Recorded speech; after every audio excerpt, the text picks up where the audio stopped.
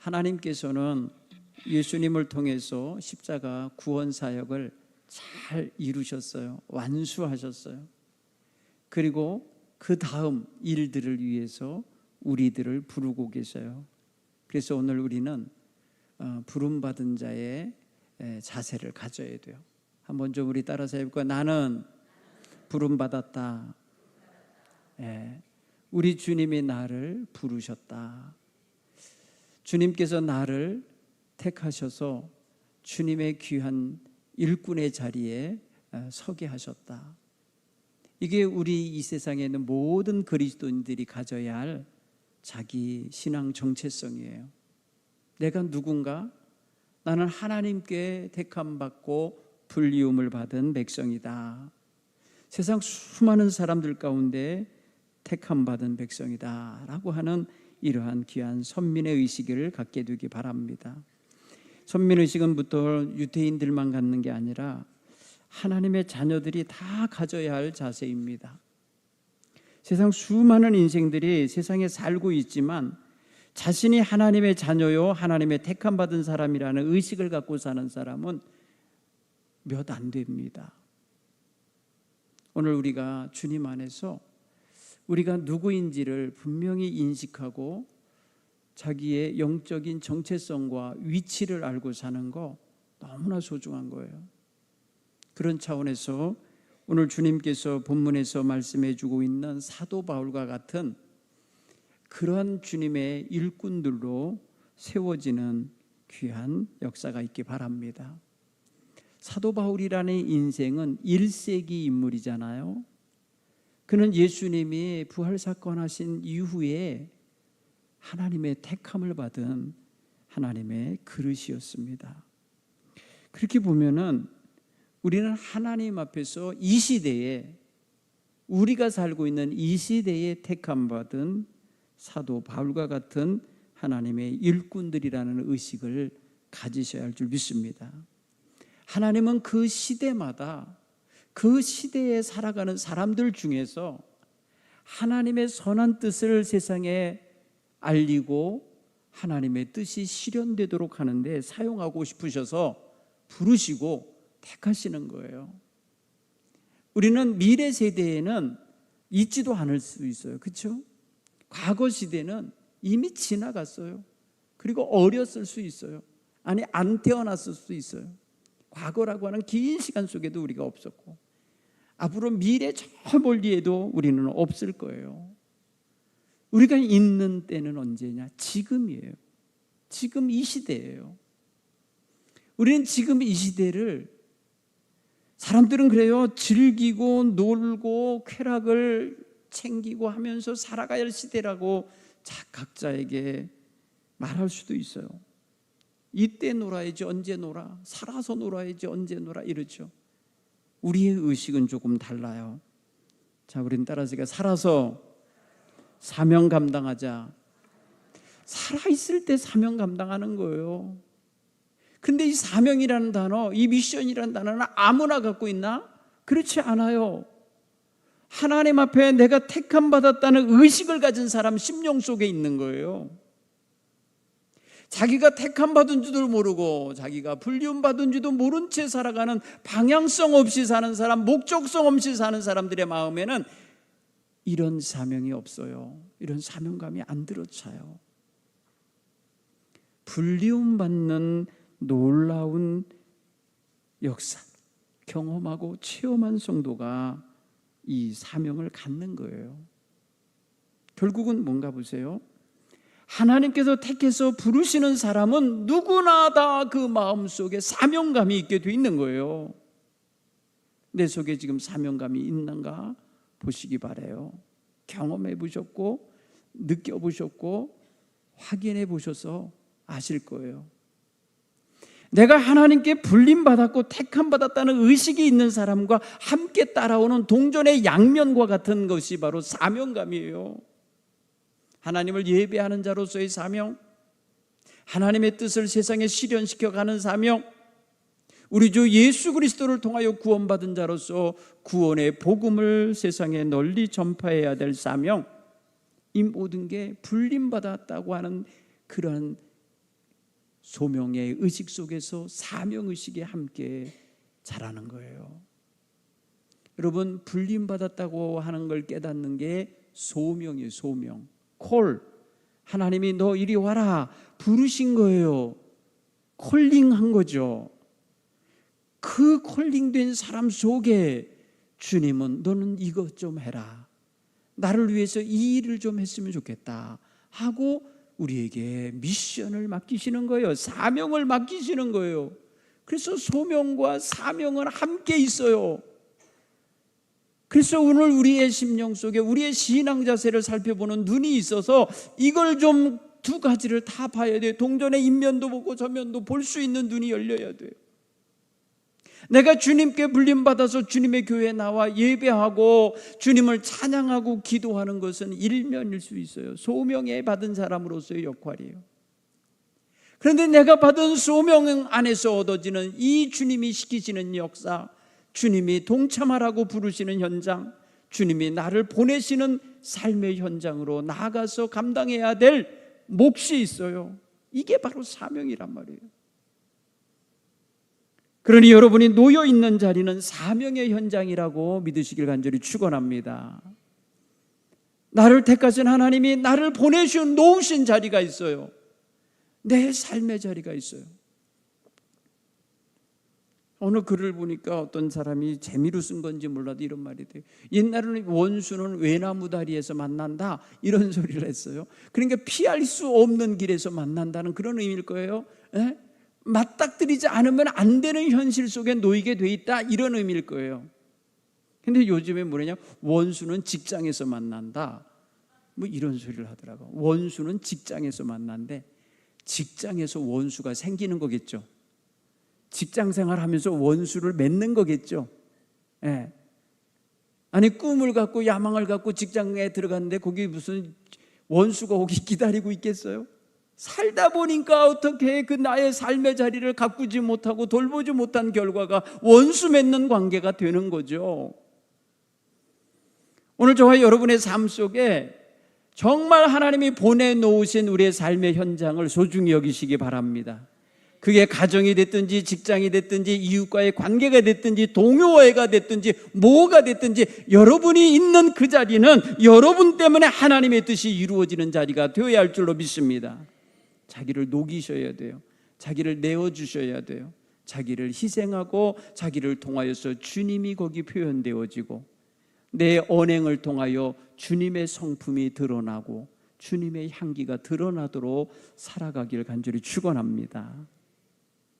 주님은 그래서 주님의 일을 계획하시고 설계하실 때 가장 먼저 그래서 그 뜻을 세우시면 그 뜻에 합당한 따라서 사람을 찾으신다, 사람을 부르신다. 이게 하나님의 일하시는 1단계. 하나님께서는 하나님의 뜻을 가지시고 세상에 펼치시려면 그 시대에 그 뜻을 이룰 사람, 이루어 갈 사람을 찾으십니다.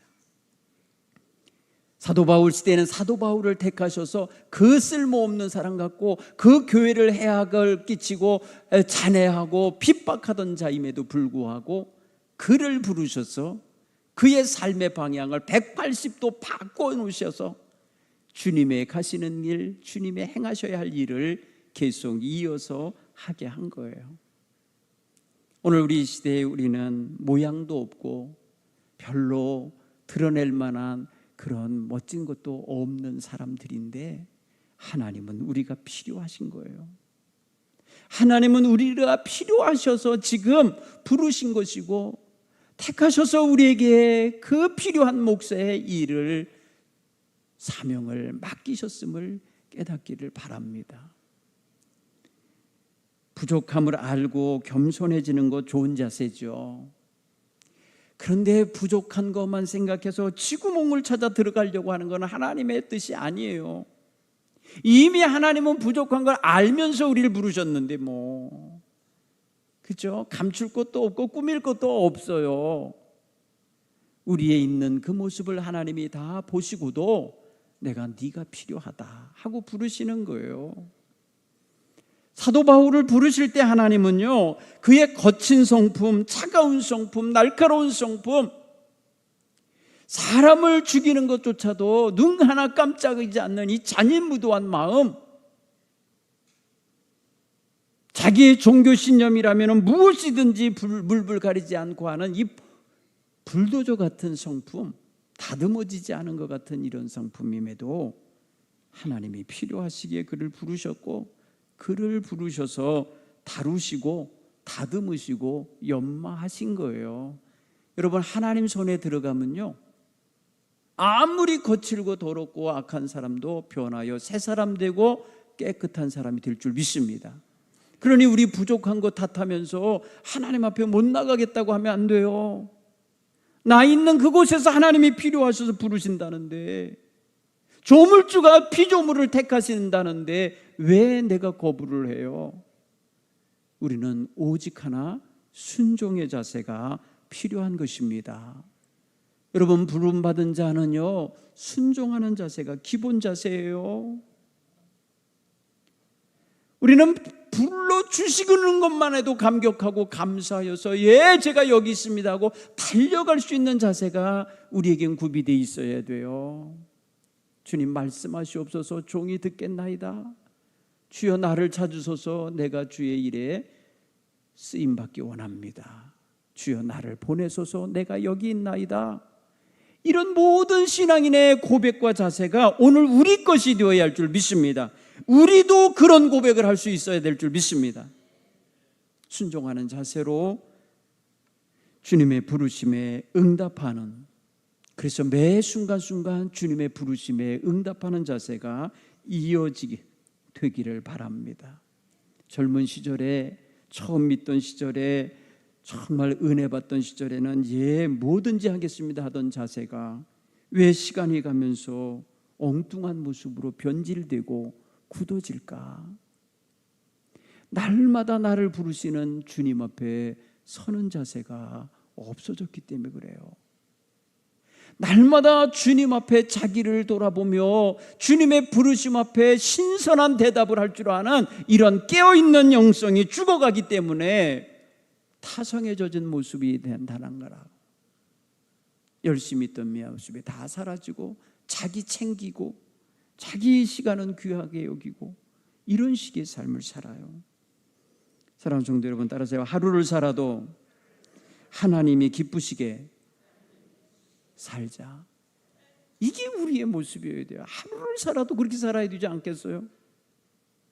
그래야 우리가 살아갈 목적이 분명해지는 거고, 그래야 살 가치가 있는 존재가 되는 거예요. 여러분, 저와 여러분이 하나님 앞에 우리 존재 가치가 귀해지고 온전해지려면 하나님의 뜻에 부응할 줄 알아야 돼요. 그 뜻에 어울리는 삶을 살아낼 줄 알아야 돼요. 지금 주님이 뭘 원하시는지, 지금 주님이 내게 뭘 요구하시는지를 알아들을 수 있어야 돼요. 이게 굳어 있으면 못 알아들어요. 자기 내면의 소리가 너무 크고, 자기 욕망의 소리가 너무 크고, 세상의 쾌락과 향락의 소리가 너무 감미롭게 크게 들리면 하나님의 음성을 못 들어요. 오늘 저와 여러분은 주님의 소리를 듣기 위하여 내 소리를 낮추고, 내 욕망의 소리, 내 세상적인 탐욕의 소리를 낮추고 주님 소리에 귀를 기울일 수 있기를 간절히 축원합니다. 그런 면에서 보면 주님께서는 우리를 택하셔서 부르셔서 가장 귀한 일을 맡기시는데, 돈 많이 벌어오라고 부르시는 게 아니에요. 너 혼자 행복하게 살라고 부르시는 게 아니에요. 남부럽지 않게 자랑스럽게 살라고 부르시는 게 아니고, 어떤 모양이 됐든지 어떤 처지가 됐든지 그 자리에서 하나님을 영화롭게 하며 살라고 부르시는 거예요. 여러분, 하나님을 영화롭게 하자라는 말 한마디를 묵상해 보세요. 그게 내 삶의 전체적인 목표가 될 수도 있고요, 삶의 방향이 될 수도 있고요, 삶의 모든 최선을 다하는 방법을 찾는 열쇠가 될 수 있어요. 하나님을 영화롭게 하려고 살려보면. 그렇죠? 하나님을 기쁘시게 하며 살 사람이 죄 짓겠습니까? 악한 방법으로 삶을 꾸리겠습니까? 남을 아프게 하고 피해를 주면서 살겠습니까? 하나님을 영화롭게 하려는 목적을 갖고 사는 사람은 하나님의 원하시는 방식으로 살게 돼 있어요. 하나님이 축복하실 방법, 하나님이 옳다, 선하다, 그래 맞다 하실 만한 삶을 살아가게 될 줄 믿습니다. 결코 율법적인 삶을 말하는 게 아니에요. 율법을 초월한 삶이에요. 예수님께서 율법을 모르셔서 그렇게 율법을 어기는 자라고 비난당하신 게 아니에요.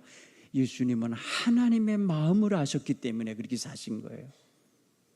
그러니까 우리는 율법보다 더 크고 놀라우신 하나님의 뜻을 받아 읽을 줄 알고 따라 살 줄 알고 그 하나님을 영화롭게 하며 살 줄 알아야 되길 바랍니다. 하나님은 지금 우리를 부르신 목적은 우리로 하여금 십자가에서 못 박혀 죽으라고 부르시는 게 아니에요. 이미 그 사역은 예수님이 끝내셨어요. 이미 예수님이 완성하셨어요. 예수님이 십자가에서 테텔레스타이 아람어로 말씀하시고 다 이루었다라고 선언하셨어요. 예수님의 십자가 사역으로 우리의 구원의 모든 과제, 대속의 문제는 해결됐어요. 그러면 우리를 왜 부르셨냐는 거예요, 하나님이. 사랑하는 성도 여러분, 한번 따라서 해볼까요? 복음 전하라고. 이거예요. 예수님의 십자가 대속의 사건이 복음이거든요. 이제 예수님을 믿는 사람들은 이 복음을 전하는 데 쓰임받도록 불림받고 있는 거예요. 우리 시대적 과제는 그거예요. 여러분, 우리나라 다음 세대들이 마치 미전도 종족같이 변해가고 있어요. 복음의 복자도 모르는 나라의 백성들하고 다를 바 없이 사는 백성들이 돼가고 있다고요. 그래서 우리가 다음 세대에게 복음 전하는 건 너무나 중요한 시대적 과제입니다. 멀리 가서 이방 사람 전하지 못할지라도 내 집 근처 다니면서 복음 전하자고 찬송하잖아요. 내 집 근처가 아니라 내 집 안에서 복음 전해야 돼요. 내 집 안에서 예수 안 믿는 자식들이 있는데도 아무렇지도 않아. 내 집 안에서도 지옥길로 가고 있는 가족이 있는데 그게 아무렇지도 않아요. 여기서 우리가 우리의 본분을 알아야 되고 우리를 택하여 부르신 주님의 뜻을 알아야 되고 그 뜻을 받드는 삶의 내용이 구체적으로 무언지를 아는 거예요. 바로 복음 전하여 영원히 구원받게 하는 거예요. 여러분, 이것을 오늘 우리가 가슴에 꽉 새기시길 간절히 축원합니다. 사도 바울은 이 복음 전하는 일을 내가 부득불 전하지 않으면 안 될 일이라고 그랬어요. 왜냐하면 전하지 않으면 내게 화가 있을 것이미로다, 이렇게 강박관념을 가질 만큼 복음 전해야 한다는 것이 자기의 사명의 가장 핵심이라는 것을 말하고 있는 거예요. 여러분, 감옥에 갇혀서 이 일을 말하고 있어요. 지금 자신의 삶이 지금요 고난당하고 그가 말입니다 핍박당하고 그가 환난당하는 모든 것의 목적은 뭐냐면 하나님을 영화롭게 살아내는 데 있었던 거예요.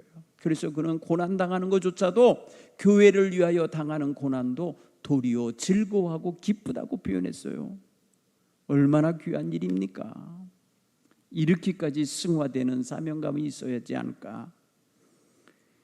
보통은 사명감을 말하면 부담스러워해요. 굉장히 부담스러워해요.